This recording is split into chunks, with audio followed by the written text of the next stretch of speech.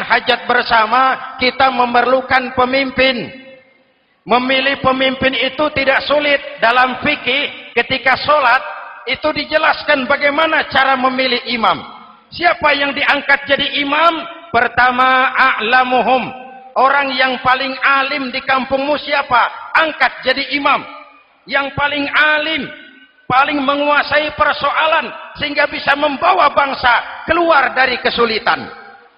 Pemimpin yang bisa menyelesaikan masalah, bukan yang menimbulkan masalah.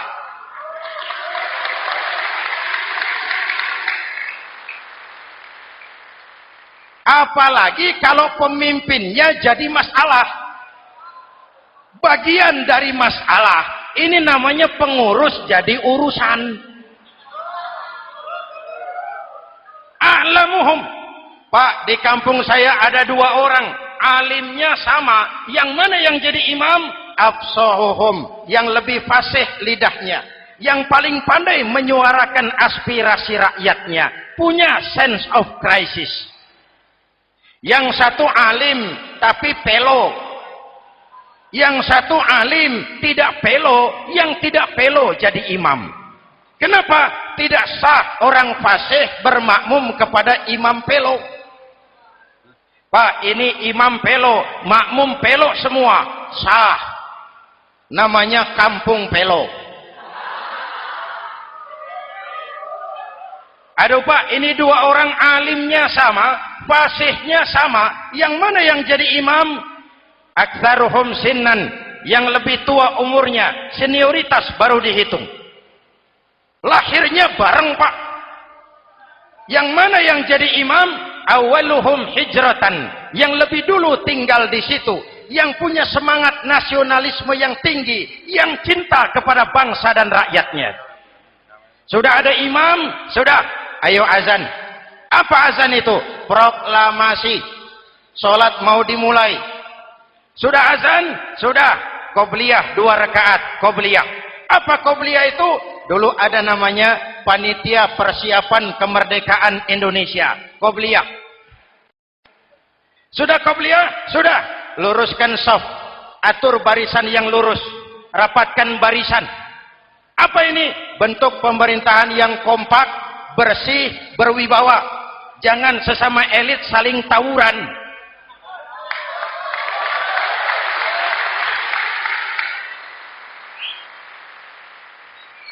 Luruskan shaf. Lalu shaf yang terdepan hendaknya diisi orang yang sedikit alim. Tidak perlu alim betul, sedikit alim. Maksudnya apa? Kalau imam keliru dia bisa tegur. Kalau imam salah dia bisa tegur. Kalau imam batal dia bisa gantikan. Ini wakil-wakil makmum. DPR, DPRD. Wakil-wakil makmum. Sudah, sudah. Ayo imam, pimpin sholat. Sepakati dulu, kita mau sholat apa? Rakaatnya berapa? Surah yang mau dibaca apa? Pakai sujud tilawah apa tidak? Supaya makmum tidak kaget-kagetan. Rakyat harus dikasih tahu pemimpinnya mau kemana. Visinya apa? Supaya makmum ikutnya ikhlas. Jelas? Hadirin yang saya hormati, kita memerlukan pemimpin yang adil, yang menaungi rakyatnya, sehingga dengan demikian nanti mereka akan dinaungi langsung oleh Allah Subhanahu. Mudah-mudahan Allah memberikan kepada kita rakyat dan bangsa Indonesia ini pemimpin yang adil.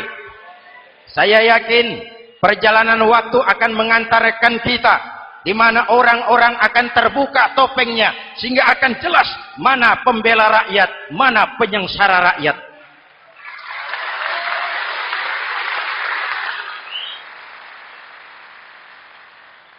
Lalu sebenarnya tiap kita ini kan pemimpin. Pak Lurah pemimpin di kelurahannya, Pak Camat pemimpin di kecamatannya, kepala suami pemimpin di rumah tangganya, anak muda pemimpin bagi dirinya, dan setiap kita akan dimintakan pertanggungan jawab tentang apa yang kita pimpin. Marilah setiap kita berusaha menjadi pemimpin yang adil. Satu. Yang kedua, syab nasya'a fi ibadatillah, anak muda yang tekun beribadah kepada Allah. Amin. Remaja adalah masa depan kita semua. Akan bagaimana Republik Indonesia, bahkan akan bagaimana Islam di Republik Indonesia 20, 30, 40 tahun yang akan datang, anak-anak kita jawabannya. Jelas? Maka menghancurkan Islam tidak usah menyegel masjid, tidak usah menutup pesantren, tidak perlu melarang pengajian. Cukup dengan meracuni remaja dan pemuda Islam, menjauhkan mereka dari agama dan ulama. Kalau mereka sudah jauh dari agama dan ulama, tinggal menunggu pergantian generasi.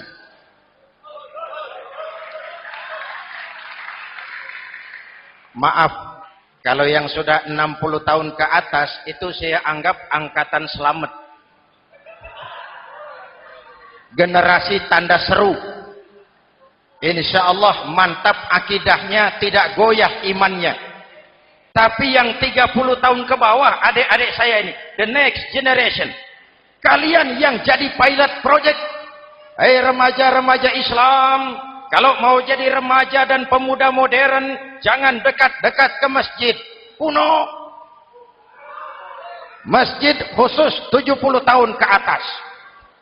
Baca Quran kampungan, ngaji urusan akhirat. Seiring dengan itu, modernisasi diartikan dengan westernisasi. Kau tidak bisa jadi pemuda modern kalau semua yang datang dari barat belum kau telan mentah-mentah. Kau harus bisa bergaul seperti orang barat, berpakaian seperti orang barat, berumah tangga seperti orang barat, makan minum seperti orang barat. Kalau nyanyi lagunya lagu barat yang orang lain nggak ngerti, kamu juga nggak tahu. Mengalirlah narkoba dalam segala bentuknya. Maka muncullah generasi-generasi santai, generasi-generasi salon yang mencoba mencari pelarian hanya dengan kesenangan sesaat, tapi menghancurkan masa depan yang pasti.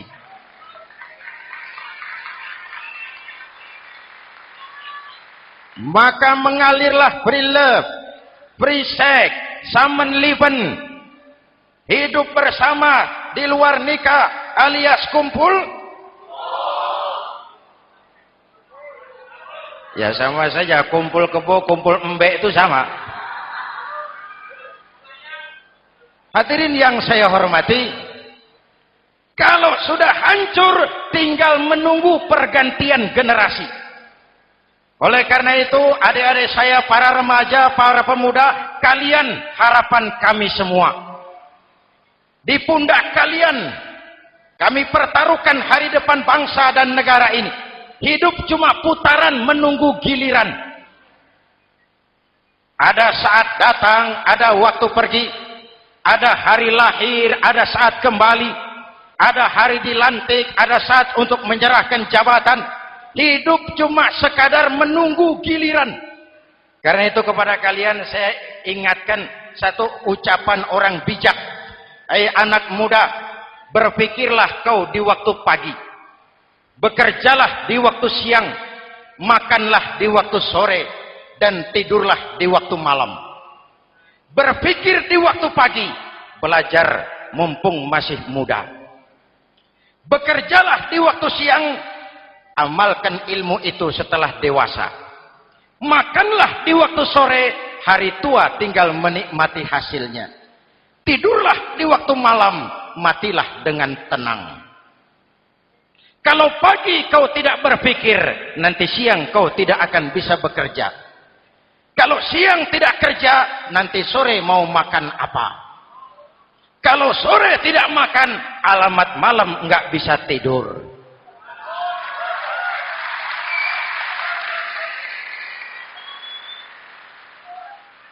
Kalau waktu remaja, waktu muda maunya santai-santai saja, dewasanya bingung. Kalau dewasanya bingung, hari tua terlunta-lunta. Kalau hari tua terlunta-lunta, matinya menteleng. Maka lebih baik makan singkong betulan daripada makan roti mimpi. Ayo, makan singkong betulan, makan roti mimpi, lebih bagus mana? Lebih bagus makan roti betulan. Kalau perlu, lebih baik sekolah sambil dagang koran, sekolah sambil parkir mobil, sekolah sambil semir sepatu, daripada petatang peteteng tanpa prospek hari depan yang ada artinya.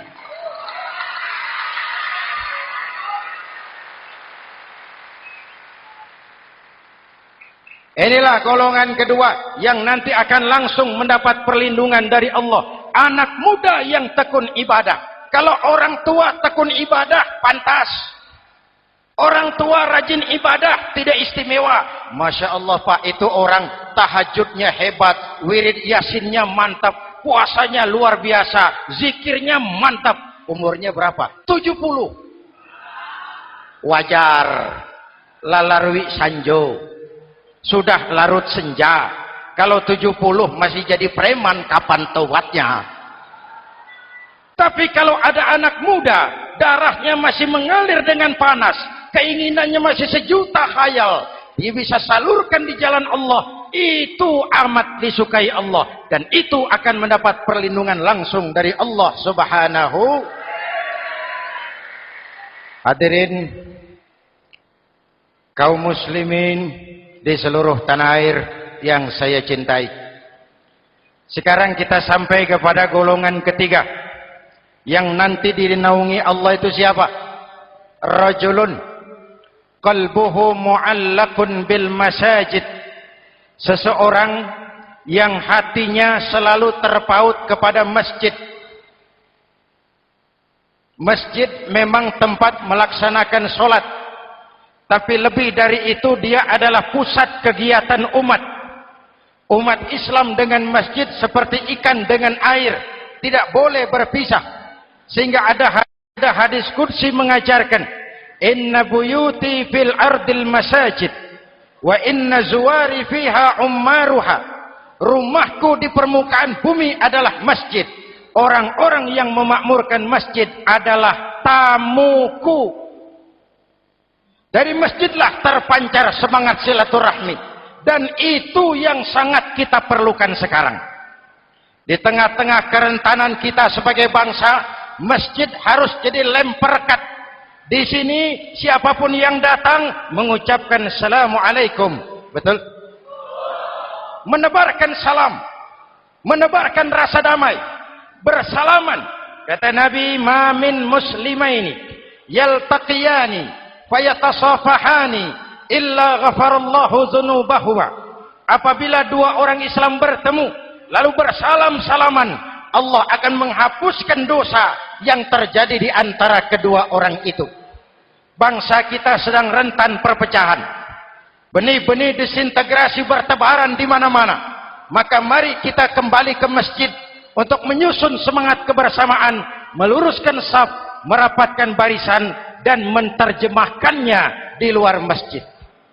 Ini ada kaitannya dengan faktor yang keempat yang langsung dilindungi Allah. Siapa mereka? Rajulani tahabba fillahi ijtama'a alaihi wa tafarraqa alaihi. Dua orang yang bersaudara, bertemu karena Allah, berpisah karena Allah.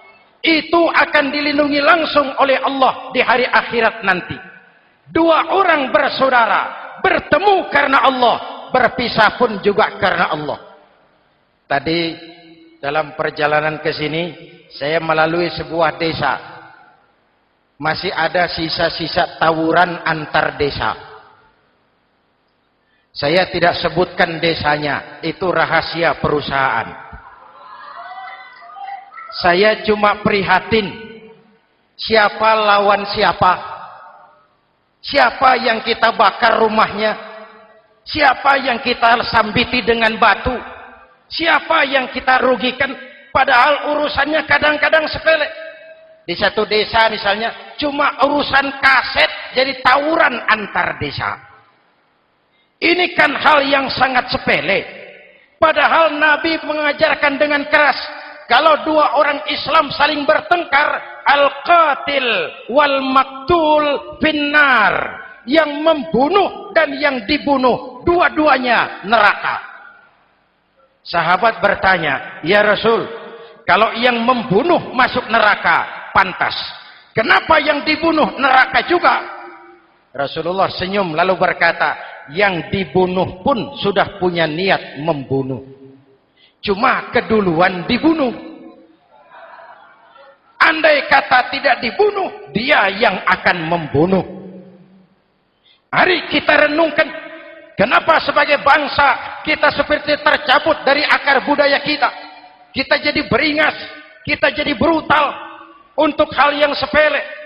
Yang satu teriak Allahu Akbar, yang lain teriak Allahu Akbar. Siapa lawan siapa? Dulu Bung Tomo teriak Allahu Akbar, musuhnya londo. Sayyidina Hamzah, Khalid bin Walid teriak Allahu Akbar, yang dilawan kafir. Abu Jahal, Abu Lahab, Abu Sufyan. Sekarang si Ali lawan si Hasan, Hasan Allahu Akbar, Ali Allahu Akbar. Siapa lawan siapa?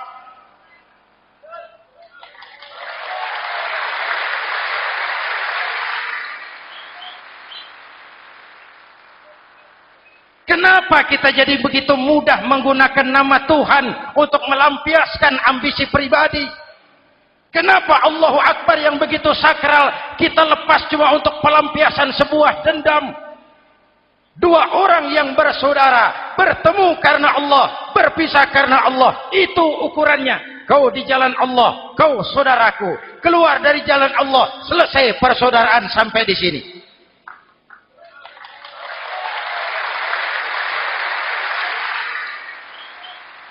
Hadirin, lewat mimbar ini saya kembali menekankan, mari kita pelihara kerukunan. Pertama, rukun antar umat seagama, sesama muslim harus bersatu. Yuk, kita rukun yuk. Kita kompak yuk. Kita bersatu yuk. Sesama muslim, kaos boleh berbeda, boleh. Jaket boleh tidak sama, silakan. Paham politik boleh berbeda, boleh. Kau lewat sana, saya lewat sini, nanti kita ketemu di sana. Betul? Mari lapang dada menerima perbedaan, tetapi mengarah kepada satu tujuan yang sama. Walaupun bineka, kita ini tunggal. Seperti dilatih di masjid ini. Dua orang yang bersaudara, bertemu karena Allah, berpisah karena Allah. Hati-hati, di masyarakat sekarang ini kan lebih banyak tukang kompor daripada tukang lem. Tahu tukang kompor? Hangati sana, panasi sini, bakar sana, sulut sini. Terbakar kita, dia lari tepuk tangan. Udah capek kita rakyat diobok-obok. Udah capek kita rakyat dialamatkan, dijadikan adres. Semua kalau pidato demi rakyat, untuk rakyat, buat rakyat, padahal nggak pernah kenal sama rakyat. Kita cuma jadi alamat. Mari kita kokohkan akar kebersamaan. Kita sama-sama anak Ibu Pertiwi. Di negeri ini kita dilahirkan. Air negeri ini yang kita minum. Udara negeri ini yang kita hirup. Kalian remaja, kalian pemuda, lebih bertanggung jawab karena kalian anak Ibu Pertiwi. Hadirin yang saya hormati, maka tetaplah jaga semangat kebersamaan. Ini yang keempat. Yang kelima, rajulun zakarallaha khalian fafadat ainahu. Seseorang yang mengingat Allah dalam kesunyian lalu berlinang air matanya. Tengah malam, dikala orang sedang tidur, dia bangun munajat. Gemersik tikar tersentuh tangan, laksana lambaian tangan malaikat maut datang hendak merenggut nyawa. Terbayang dosa yang pernah dia kerjakan, air mata berurai membasahi pipi tanpa terasa. Orang yang munajat semacam itu nanti langsung mendapat perlindungan dari Allah Subhanahu. Saya pernah baca hadis qudsi. Merinding bulu kuduk saya mendengar hadis qudsi ini. Terbayang Indonesia saya, Indonesiaku, Indonesiamu, Indonesia kita semua. Apa kata Allah dalam hadis qudsi? Inni la ahammu bi'azabi ibadi. Kadang-kadang aku muak melihat tingkah laku manusia. Aku kepengen turunkan azab. Kalau azab turun di bumi, kita sudah merasakan banjir di mana-mana. Manado banjir, Sumatera Barat banjir, Jambi banjir, Bengkulu, tanah